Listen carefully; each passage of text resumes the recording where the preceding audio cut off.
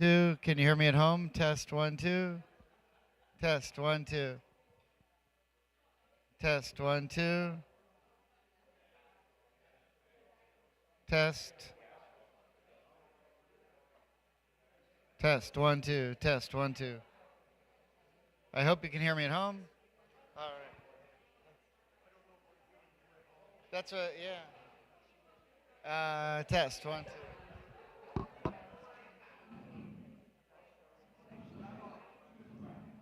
Oh, okay.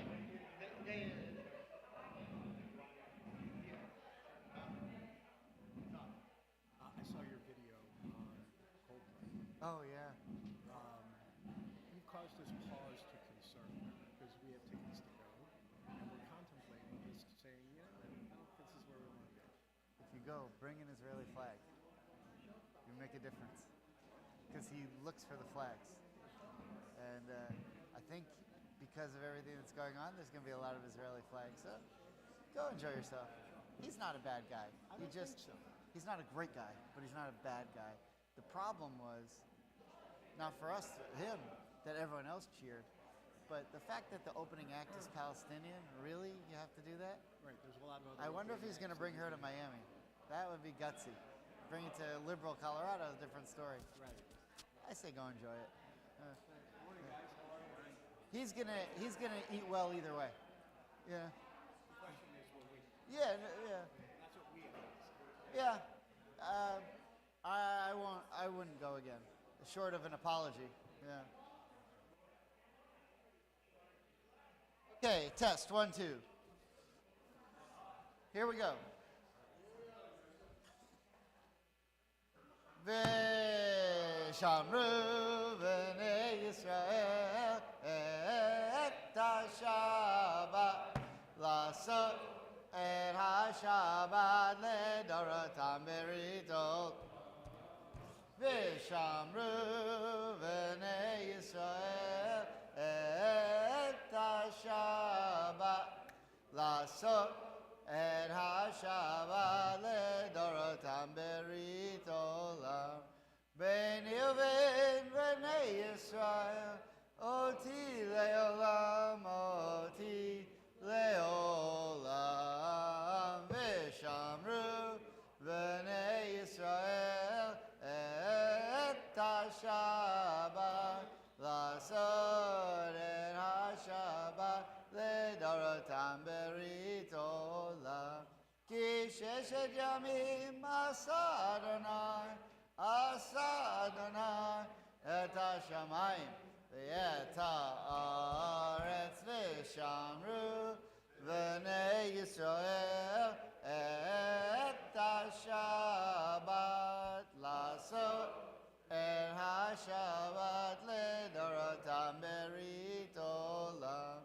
Uvayom hashvi Shabbat vaynafash Shabbat vaynafash Shabbat vaynafash v'shamru b'nei Yisrael et ha-Shabbat lasot et ha-Shabbat ledorotam berit olam. Baruch atah Adonai Eloheinu melech haolam Borei Ari agafen. Amen. L'chaim.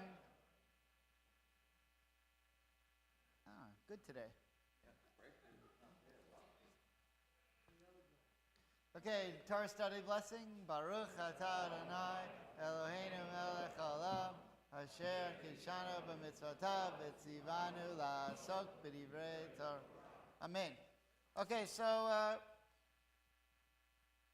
good to see so many people here this late into the season. I want to let you know that I'm starting my summer travels next week. So next Saturday I won't be here. Someone will be, but it won't be me. I'll be in Munich.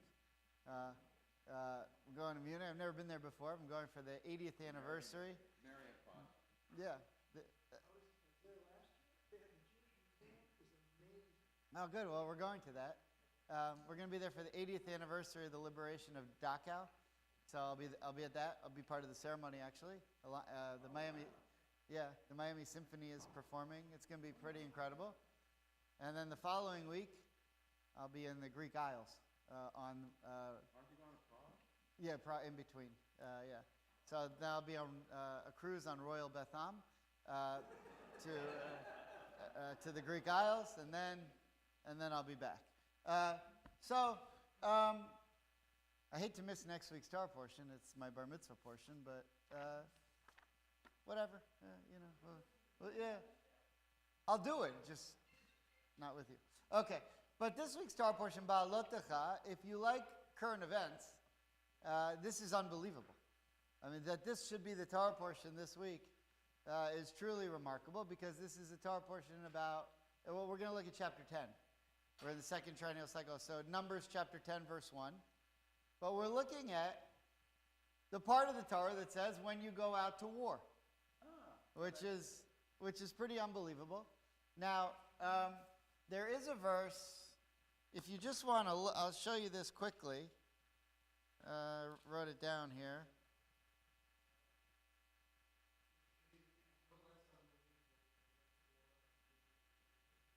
(6:13), yeah. Now, in Israel, they didn't appreciate that as much, because they, what verse is it?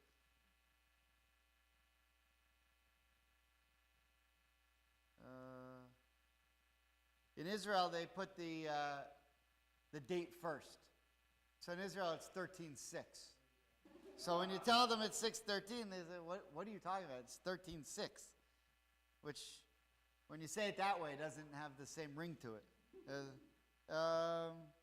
Okay, if you'll just look with me though. Where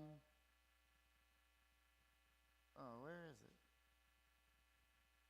Hold on. I have to go back. Forget the verse. Is that 10:1? Yeah, we're going to look at 10:1, but here it is. Okay.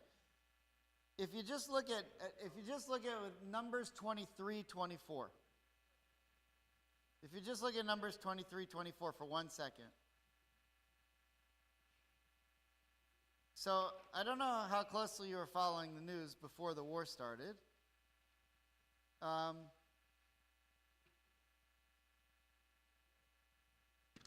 But you may have noticed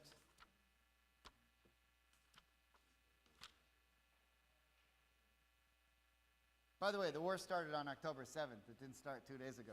It's the same war. But it's been against Iran the whole time. But okay, Numbers 23:24. So when Netanyahu had a guest, the president of Argentina, who was in Israel, and he spoke to the Knesset a couple of days before Israel attacked Iran, and they went to the Western Wall together, Milei and Bibi, and Bibi put a note in the wall.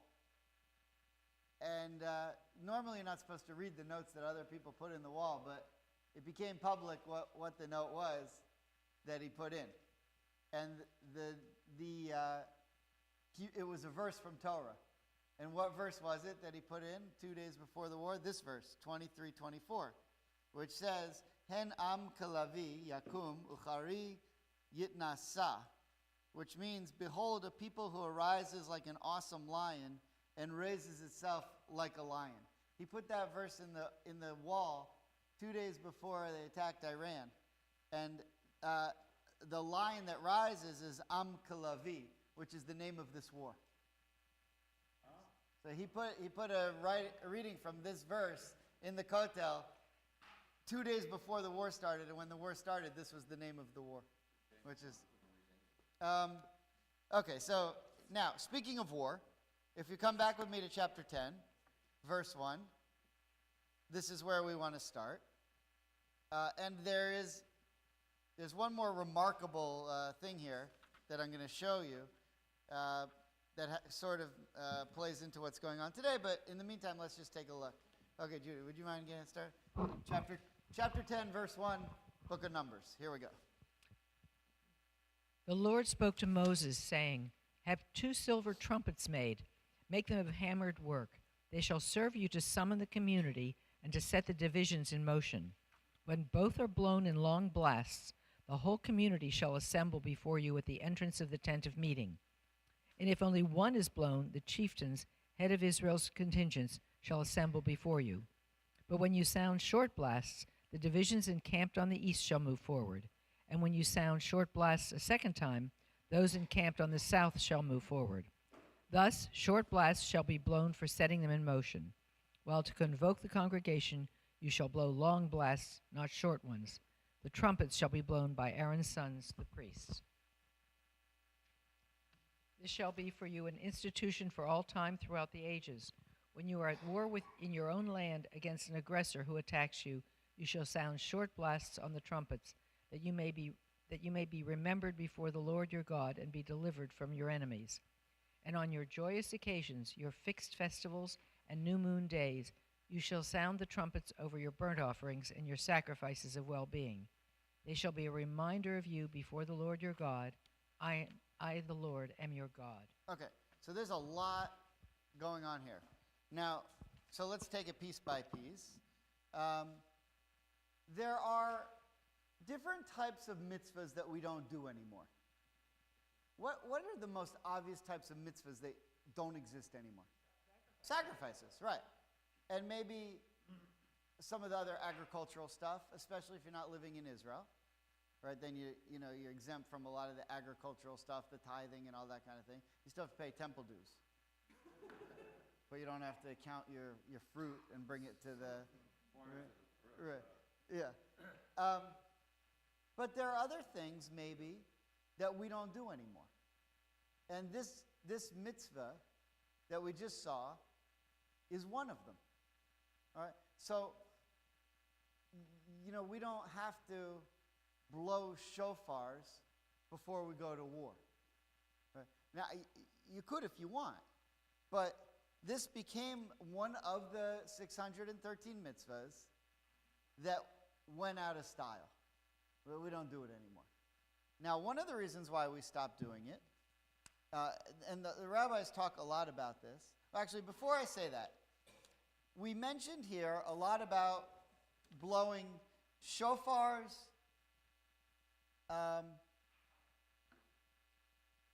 but we don't use the word shofar. Right, so the word is actually chotzotzrot. Now, if you look in verse 2, aseh lecha, which means make for yourself, shtei, 2, chotzotzrot.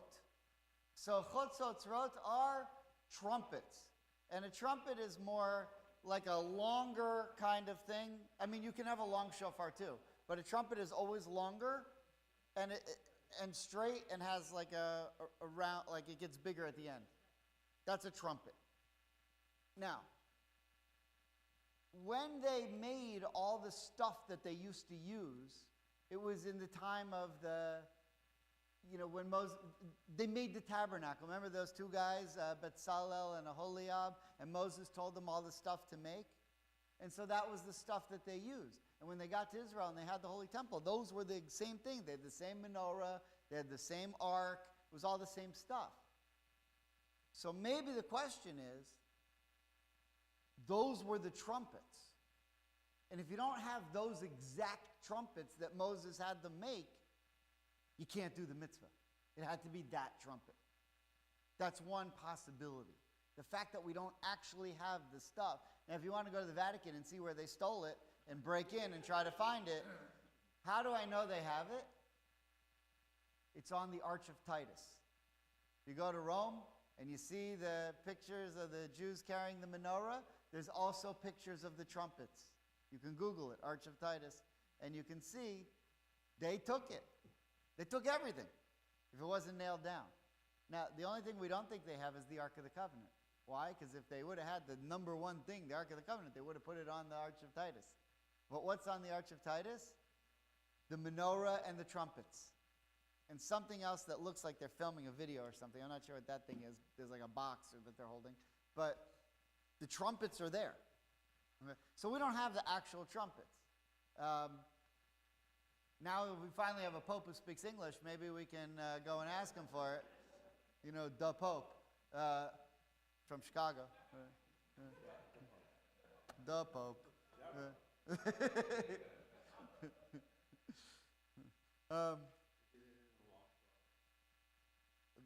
No, well, the Ark, that's a different class. Where's the Ark? I did that class. Okay, so first thing is, it doesn't necessarily say, I just want to point out, it doesn't say shofars, it says chotzotzrot.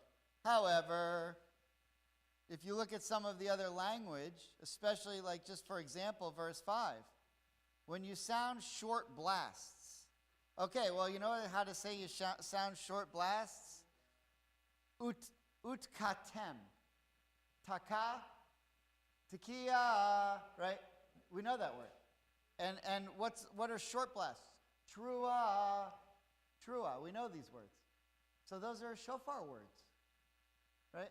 So maybe a shofar can be used the same way as a trumpet. Now, how do I really know that? Because if we go to verse 10, on a day of your gladness and your festivals. Well, on our festivals, we use a shofar. So maybe what we're saying is, yes, it says trumpets, but it could also mean a shofar too. Okay, it doesn't say shofar, but that's what we have so far.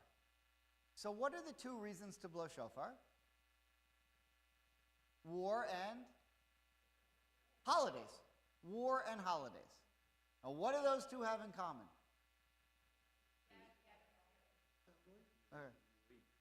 Okay, so I mentioned it a little bit last night in a sermon that probably most of you didn't hear, but it's still attainable. It'll be online. You can get it.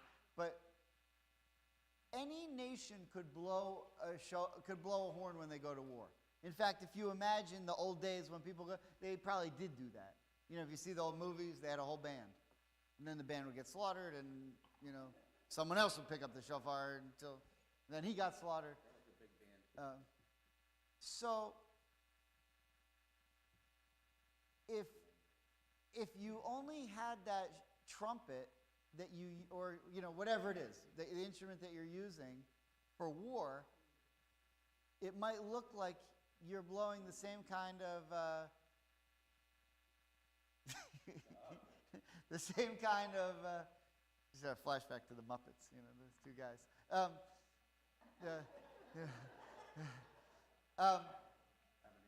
You know, whatever those guys' names were, they're funny. You might think that what you're blowing is just like the same kind of thing that everyone else does. That's what nations do. But no. We Jews take out the same shofars that we use to cry out to God on Rosh Hashanah and Yom Kippur, which means that when we go out to war, we're also crying out to God. You see the connection? And so what we're doing, you know, you, the Hittites, the Hittites, the Jebusites, whatever you're doing when you go out to war, whatever you're blowing to whatever God you have, when we go out to war and we blow our shofar, don't be confused that we're blowing it to your God. We're talking to our God. It has to be very specific. So how do we know that it's specific? Because then at the end of chapter 10, it comes and tells us, by the way, this is the same one you use when you go for Rosh Hashanah. Clear so far? Okay. Now, there may be more in common there, but that's a good start. Okay, so we looked at, over the last couple of weeks, a source called the Sefer HaChinuch, which is a medieval explanation of each of the mitzvahs. And it's anonymous. We don't know who wrote it. But Maimonides, also did one. He had his own, at the beginning of his Mishnah Torah, he has a section called Sefer HaMitzvot, where he goes through all the 613 mitzvot and explains what the mitzvahs are. And so why are those fun to look at? Because if you look at those, you can learn a little bit more information about what's the point of the mitzvah. Because so far all we know is, okay, you go to war, you blow the shofar, Rosh Hashanah, you blow the shofar. What do those things have in common? So if you look at the first source, this is the Rambam. By the way, one of the things we're trying to phase out here at Beth Am, we're trying to phase out, is the mispronunciation of Rambam. We didn't mind as much when it wasn't the name of our school. But since it is the name of the school, Rambam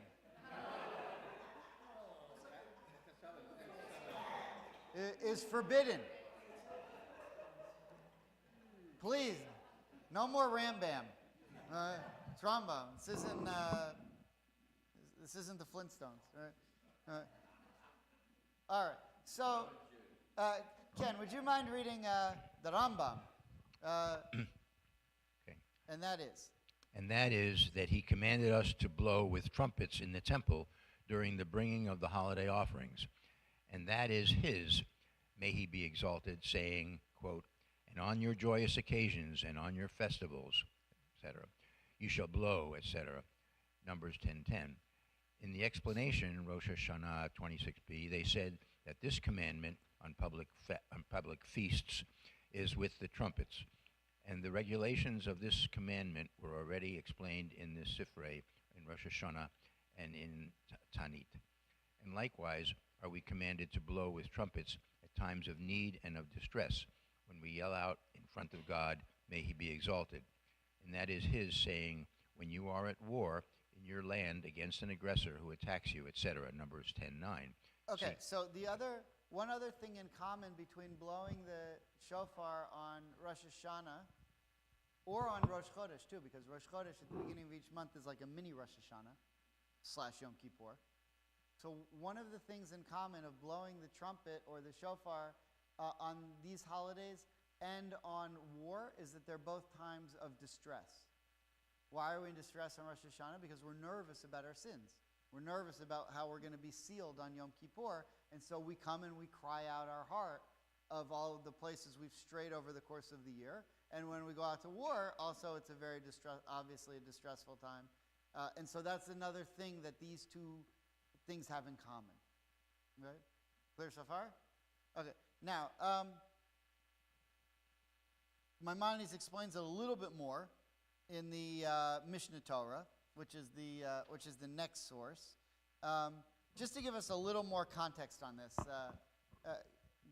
Genya or Ken, either one, if you read this is Hilchot Ta'aniyot, which means the laws of fasting. Okay. Number 2. Yeah. This practice is one of the paths of repentance, for when a difficulty arises and the people cry out to God and sound the trumpets, everyone will realize that the difficulty occurred because of their evil conduct.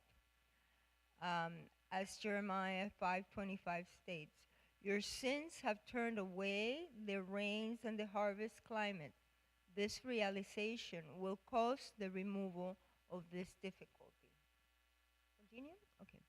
Conversely, should the people fail to cry out to God and sound the trumpets and instead say, what has happened to us is merely a natural phenomena and this difficulty is merely a chance occurrence, this is a cruel conception of things, which causes them to remain attached to their wicked deeds. Thus, this time of distress will lead to further distress. This is implied by the Torah statement, if you remain indifferent to me, I will be indifferent to you with a vengeance. The implication of the verse is, when I bring difficulties upon you so that you shall repent, and you say it is a chance occurrence, I will add to your punishment an expression of vengeance for that indifference to the divine providence. Okay. So I want to point something interesting out. If we go back to verse 10, I got to bring it up here. Numbers 10:10. So I'm I'm in a chat group on WhatsApp of a bunch of rabbis who were on a APAC Israel mission together about 3 years ago. And it's a very interesting mix of Orthodox, conservative, and Reform rabbis. Interesting thing, one of the things that's ironic about that, I was invited to go on that mission. It was June of 2023, so it was several months before October 7th. And I was invited to go on the mission. And when I got there, I realized all the 12 rabbis who were invited were men. And I've never heard of such a thing. It's unheard of. Like, you can't do that. So I'm looking around, I'm like, this is unusual. So we asked them, you didn't invite any women? They said, we invited women. But they were only inviting rabbis. They only invited senior rabbis. And they only invited rabbis from certain areas where they're raising a lot of money. And they're only inviting rabbis who were involved with APAC. And the only senior rabbis who were female, who were from the areas where they're raising money and who wanted to go on the trip, or who were involved with APAC, weren't available to go on the trip. So one of my friends who's a Reform rabbi, there were 12 of us, we were posted in front of, we were standing in front of the Knesset, and we did a group picture, and he posted it online. And immediately he started getting all this hate from every female rabbi, and who put this trip together, why there's no women. So I looked around, I said, there's a few women. Would you guys mind taking a picture with us? Look at me in front of the Knesset. And I didn't get any hate from it. So anyway, we still have, there's this one rabbi who's a real genius. He's an Orthodox rabbi in Chicago. And he wrote, when the war started, a couple days ago, he wrote something about the particular psalms that you're supposed to say for war. And one of them was Psalm 47. Okay. So opened up Psalm 47, and I read it. Actually, Daniela and Ed were with me at the time. We read the psalm. And I noticed that in that Psalm 47, it had the word tiku, which is about blowing the shofar. And then I remember, wow, that's this week's Torah portion. Also has talking about the shofar. So he said, do Psalm 47, and I wrote back, wow, that's a connection to this week's Torah portion. And then one of the other Orthodox rabbis goes, can you believe it's this Reform rabbi who's the one who's teaching us Torah? Like, they couldn't...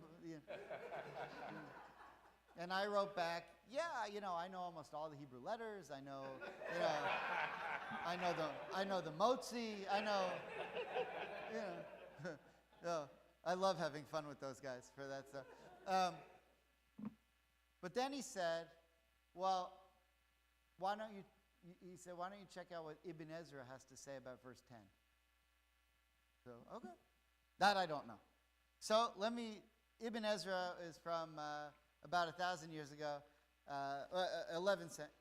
12th century, 1100s. And he wrote an amazing commentary on verse 10. I didn't bring it with me, but I'll just read it to you what he says. So I should have brought it. So verse 10, it says, in the day of your gladness and in your appointed seasons. And so Ibn Ezra gives us an example of what would be such an appointed season, or appointed seasons we know are the holidays, but what do you mean day of gladness? What are you so happy about? So he says, when you return from the land of your enemies, or if you defeat an enemy who attacks you, and you establish a day of rejoicing, such as Purim. So Purim was in Persia. Persia today is called Iran. That's this week's Torah portion. Because what was Purim? Purim was,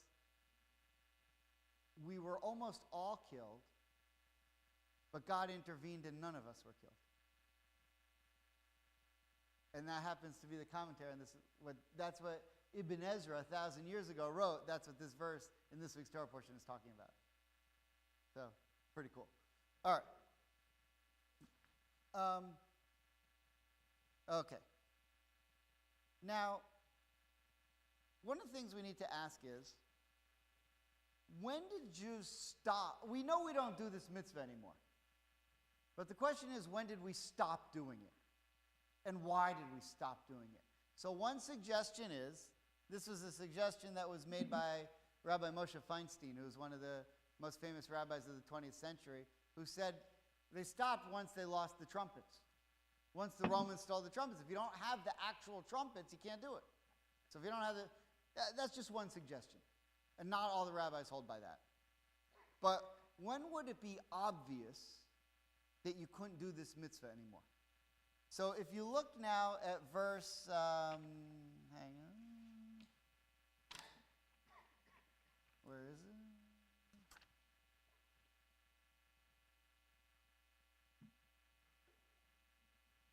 Bear with me. Here somewhere. When you go to okay, verse 9. Verse 9. Joe, do you have it? Would you mind verse 9? Yes.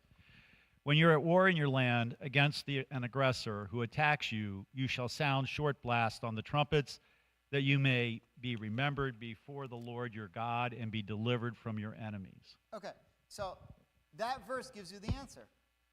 How do you know from that verse when we stop doing this mitzvah? There's a clue there. In your own land.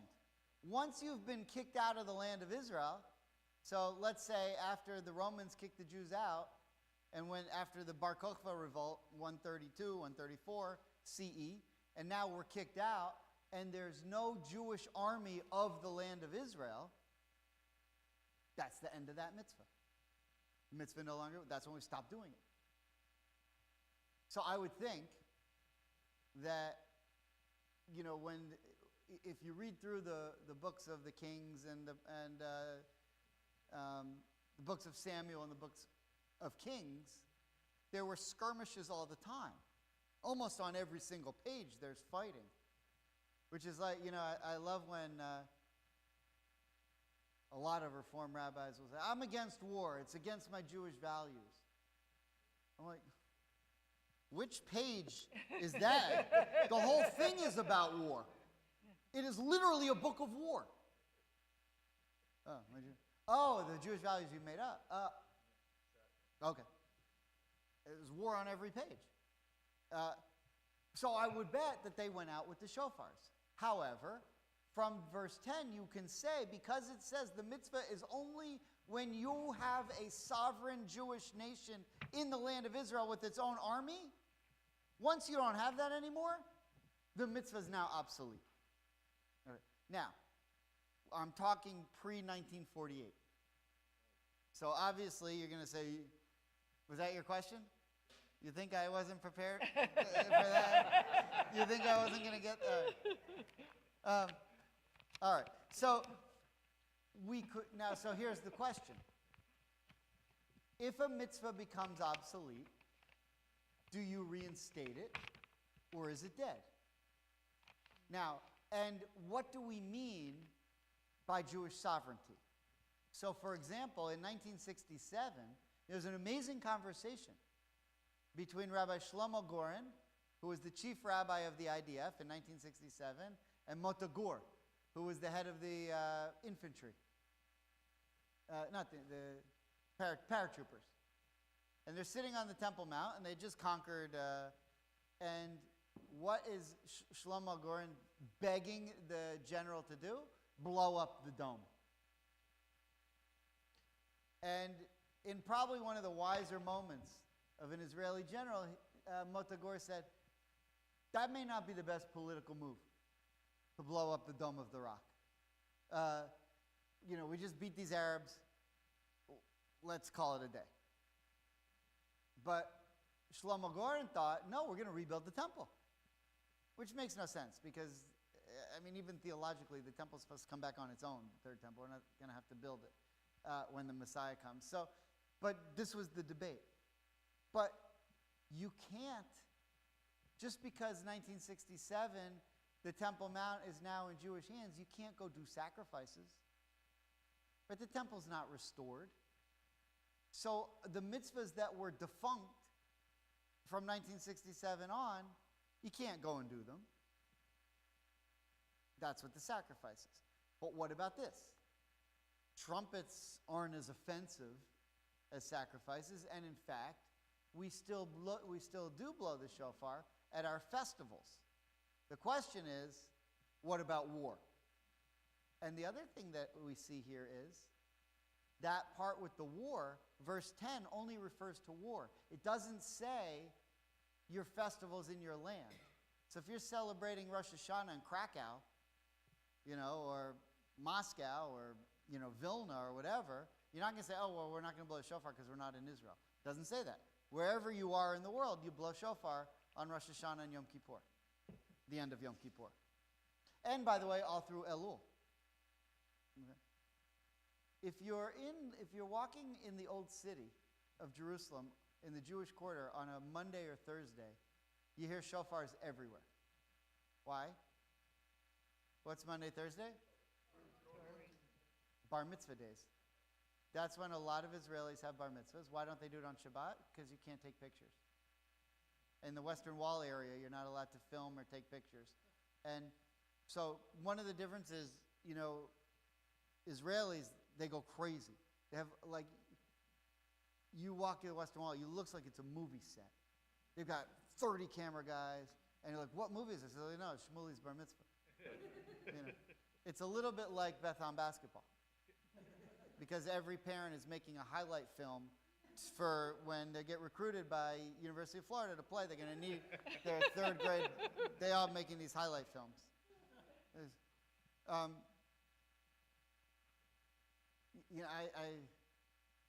My son plays for Gulliver, and one of the other dads was taping the game. He had a travel game the other day. He's taping the game. And I said, you tape the whole game. One, your son's not that good. I mean, he's not, there's no way he's playing in college. What are you taping the game for? I said, do you actually go and watch this? He said, yeah, we go and watch the whole game. I said, God, I can't even stand to watch it once. You're going to have to, you can watch it twice. Watch your kid 2 for 12, I don't know.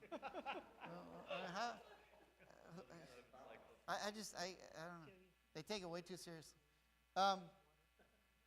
Okay. All right, we did this Sefer.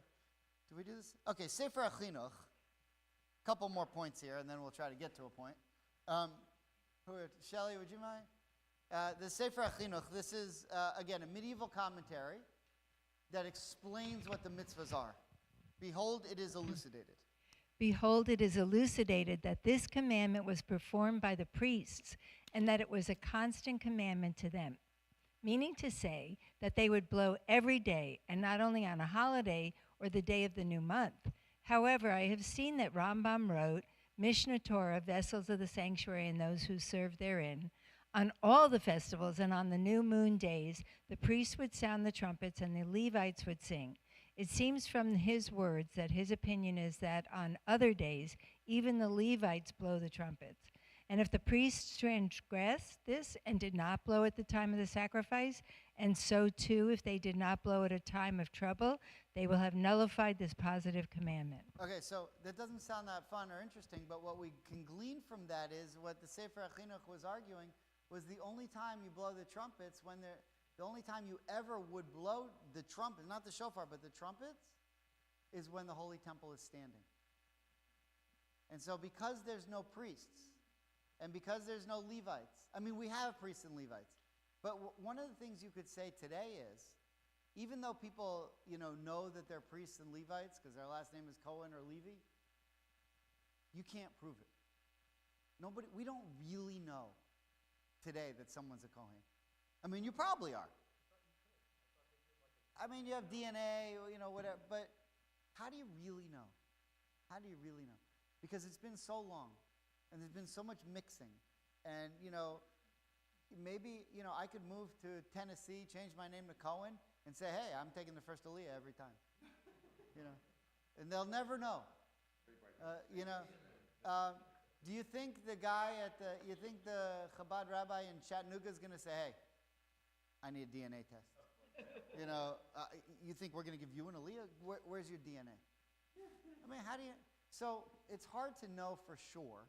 And one of the things that they're saying is, and by the way, sure, you want to know if someone's a Kohen because their DNA?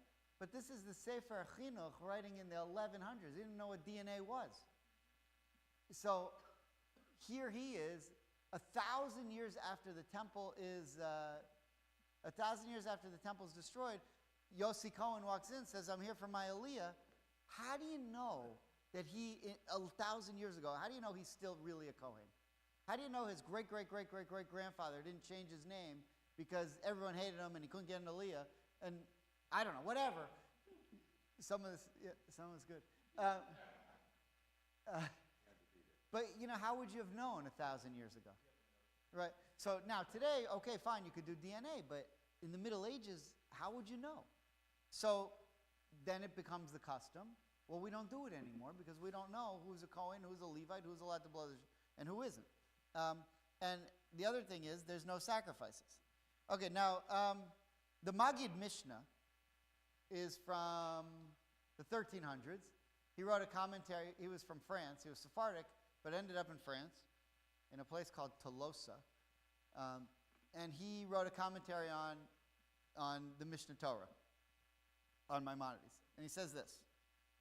According to the Rashba, in the sanctuary, they had two things.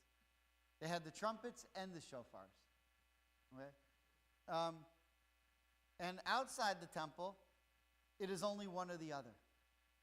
So this is very interesting, the law that he adds. Now, the Rashba was a very authoritative rabbi from Spain, Middle Ages. And he said, look, when they used to blow if you read through the Psalms, they talk about all the different instruments that they had in the Holy Temple. They had a lot of different instruments. And the Levites would play the instruments on the ramparts. And they would play trumpets and shofars, meaning those long trumpets and ram's horns. They would use both of them while the sacrifices were going on or before war. So what he's saying is, if there's no temple, or even if the temple is standing, but you live outside the temple, you're not allowed to do what they do in the temple. So you can blow one or the other, but not both.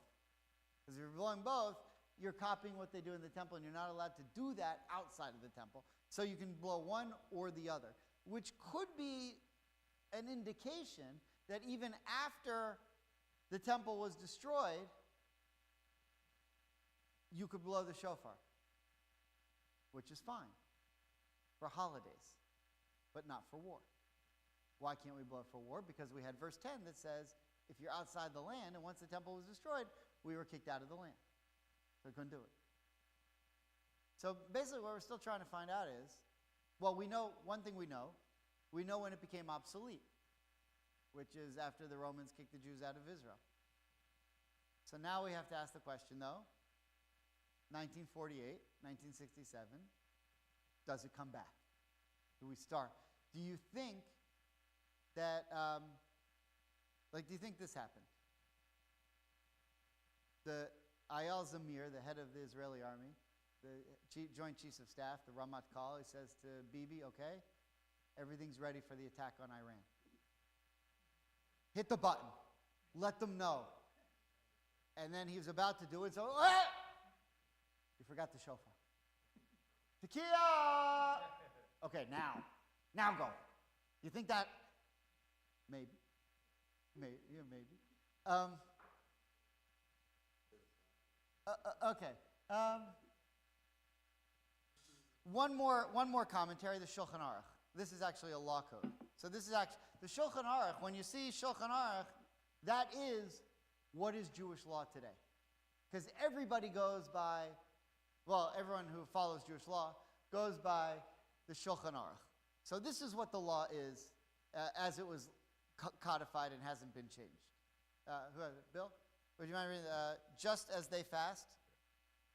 Just as they fast and proclaim for rain, so too they fast for other troubles, such as the heathens who come to wage war against Israel, or if they impose a tax on them, take land from them, or decree trouble upon them, even if it's a minor mitzvah. Okay, so why he's saying here is what Jewish tradition became was in times of trouble, we also fasted. You ever remember the fast of Esther? Ta'anit Esther? She says, okay, I'm going to go talk to Achashverosh, and she says to Mordechai, tell everyone to fast.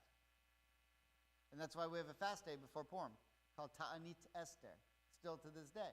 Because in times of trouble, they fasted as well, because they were, humbling themselves before God.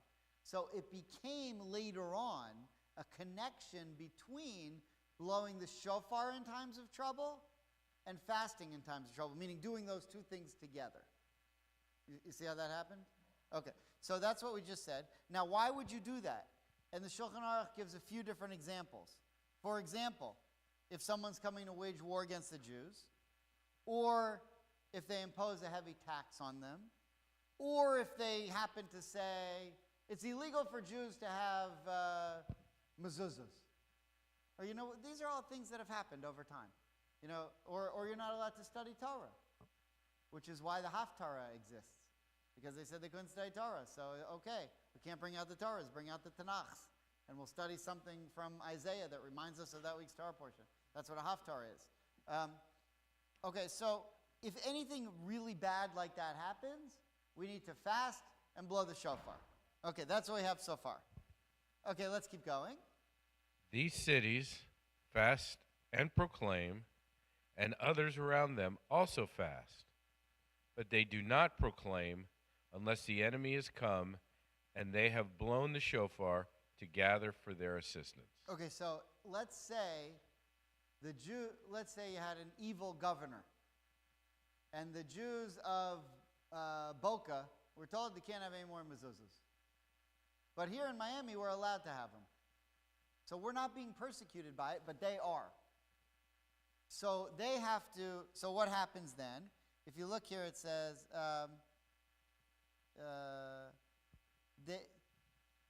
they fast and cry out to God with the shofar, and others around them also fast, but we don't blow the shofar. Okay, so what really he's saying is, we don't blow the shofar unless all of the Jews are being affected by what's going on.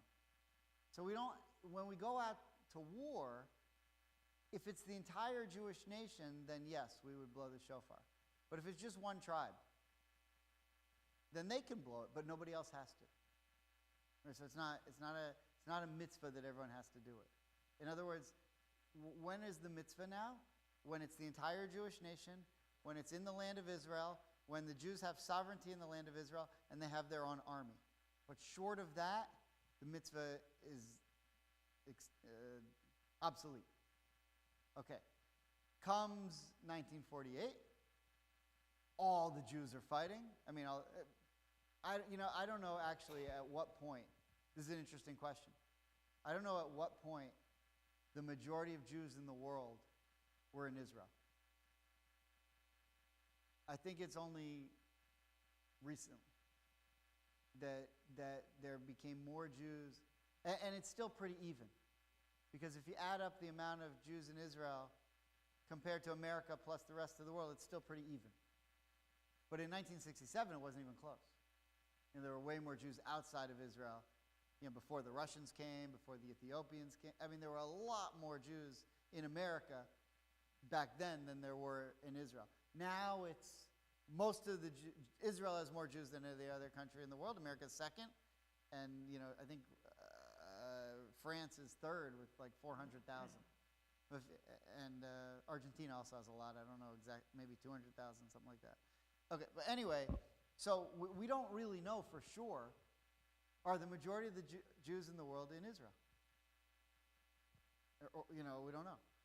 Okay, so, one last piece here. The Magen Avraham, who says, well, wait a minute. I'm surprised why we don't blow the shofar in times of trouble, and even if we do not have a public fast, doesn't it tell us in the Torah that we can blow shofar without a fast? So it became Jewish law in the Shulchan Aruch that how do you know when it's a time of trouble? It's a time of trouble when the Jews are fasting. And if we're not fasting, it's not really a time of trouble. Okay, fine. So if that's a time of trouble, then that's when you should blow the shofar. But then they said, well, wait a minute. We're not in Israel anymore, so we don't have to do it. Okay, so there's a very famous picture. I don't know if any of you have ever seen this. But if you ever, you can Google it later, maybe today, or YouTube it. When the Israeli paratroopers conquered the old city in 1967, and they came to the Kotel. They came to the Western Wall. And Rabbi Shlomo Goren, the chief rabbi, was with them. And what did he have in his hand? A famous picture of the shofar. And he started blowing the shofar. And what happened was, here's what happened to this mitzvah. The mitzvah became obsolete, and it became unclear once 1967, I'm saying 67 instead of 48 because we didn't have control of the Temple Mount. But once Jerusalem is united under Jewish control, if we say 1967, that's when Shlomo Goren brought the shofar. So the question is, was he fulfilling a mitzvah when he brought the shofar or not? Okay, he did it. It's great. But was he fulfilling a mitzvah? And was he fulfilling particularly this mitzvah? And if he didn't do it, would he be breaking this mitzvah? Do you understand the question? Okay, so what's the answer? The answer is that once it became obsolete, we would reinstitute it if we could be certain how to do it. But there was too much confusion on how to do it. What was there confusion of?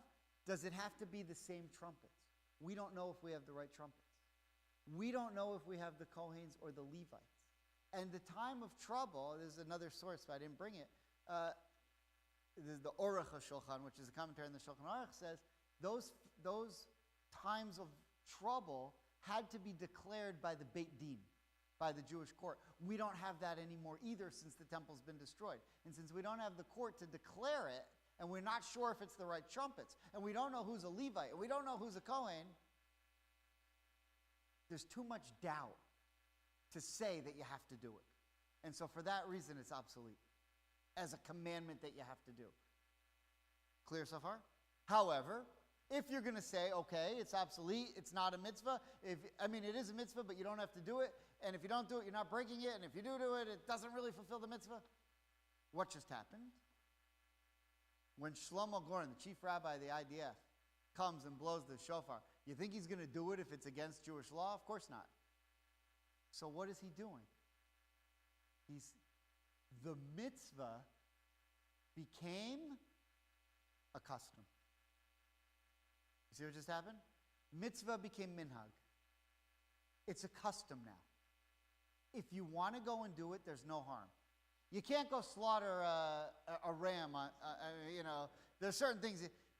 But with regard to the shofar, what happened was the mitzvah transformed into a custom.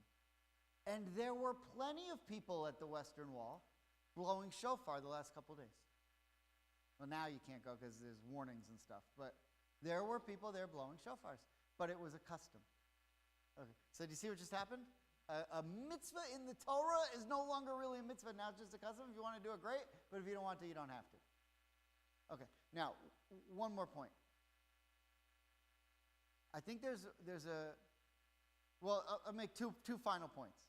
One point is, we have, why would you want to blow the shofar before the Jews go to war, or why would you want to do it in 1967, or so forth? Because it feels like a Jewish thing to do. The Torah talks about it. We've seen pictures of it, if you're reading old books and stuff, and it feels like a Jewish thing to do, and it makes you feel good. It makes you feel like you're doing something that is based on Torah. Now, why does that matter? Because you know what the most frustrating thing about being a rabbi is? The number one most frustrating thing. Email. No, besides email. Besides email. After every service, Rabbi, you did the Shema wrong. Why? Because that's not how we did it when I grew up. Oh, yeah. I'm going to change it to how you did it. Next week, someone else. What happened to the Shema? You're doing the Shema wrong. Why? Because that's not how you did it when I grew up.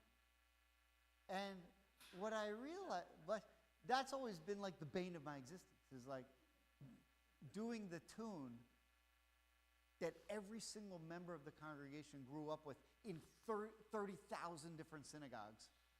With 30,000 different tunes, we have to do the tune that was the exact same one that they all did growing up for every prayer. So that's like an annoying thing, to get those emails all the time.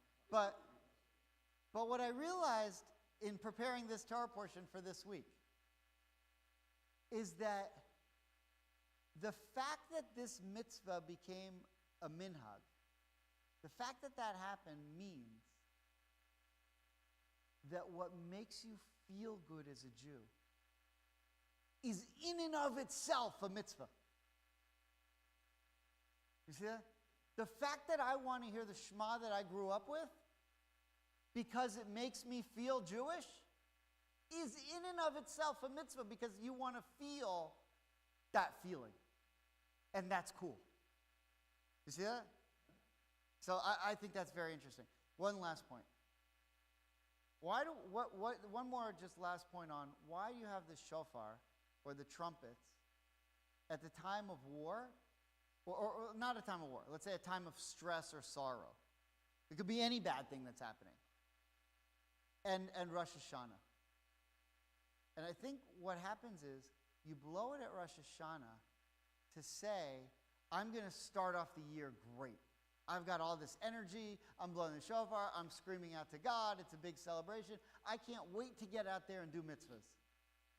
And you go and you do them.